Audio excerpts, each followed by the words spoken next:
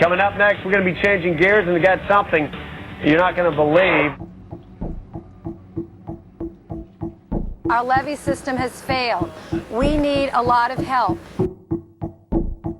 Have now discovered 14 dead bodies at the Memorial Hospital in eastern New Orleans. A family of 4 I saw drowned in their living rooms. They couldn't afford to evacuate. They didn't want to evacuate because they were afraid of looters coming into their homes.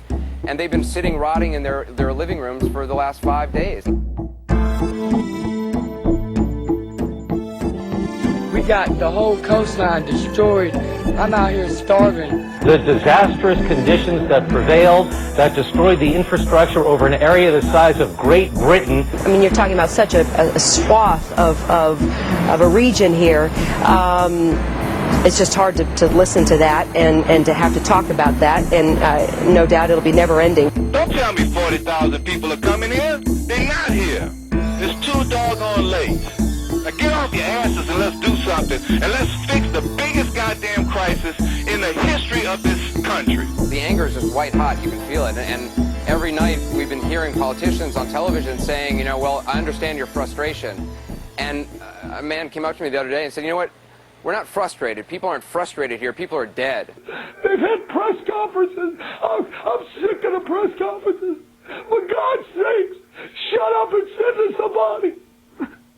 Just take a pause, Mr. President. How can it be that hundreds and hundreds of thousands of victims have not received any food and water more than 100 hours after Katrina hit? Are you prepared for another hurricane in that region, or God forbid, a nuclear or biological attack, which we're told could happen at any time? Sir, you're not telling me. Those bodies that are there.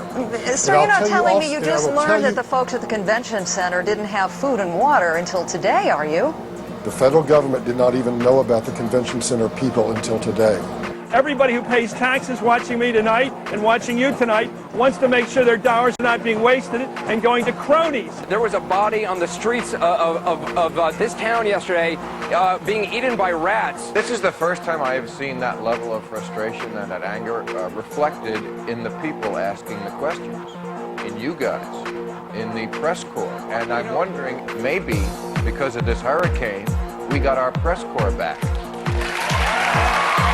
Everybody has been challenging every leader and every agency in this disaster because it's pathetic to see something like this happen in the United States and to see dead bodies still on the ground on American soil. It is absolutely pathetic. People from the president to the former head of FEMA to the mayor to the governor were saying things that just didn't match the reality that a lot of the journalists were seeing on the ground, and they called them on it.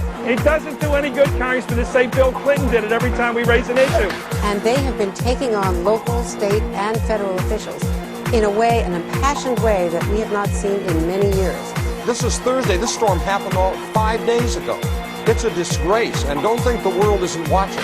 This is the government the taxpayers are paying for, and it's fallen right flat on its face. What you got here is thousands and thousands of people who have desperate needs 6 days later. And all these people are simply waiting for these supplies. We've seen these kinds of images in Africa and elsewhere. We're seeing these images right here in the United States right now. I'm joined right now by Alabama State Senator Hank Irwin. Senator, thank you for being with me tonight. Explain to me why you think that Katrina was God's wrath.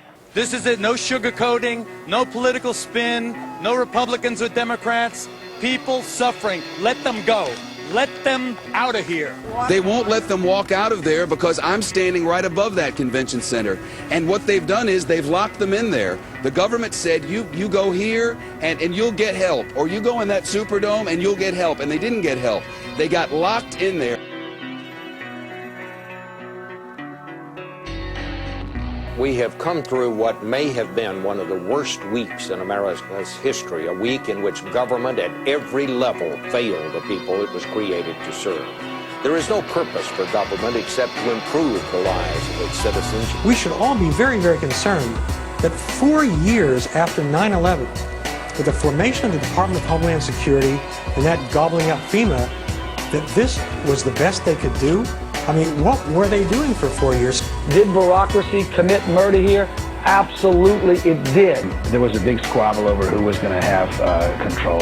They are like rival gangs, and it's disgusting. I can't believe I'm an American.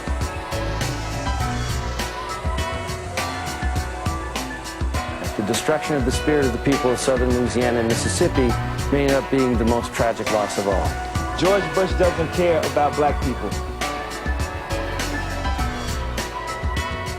This is a story where you can actually see change happening the more questions you ask. And you're not just standing in a desert in the middle of nowhere, expressing outrage. People are actually listening. And the world is watching this story. It is not about Louisiana. It's not about Mississippi. It's about this whole region. It's about the country. It's about the world.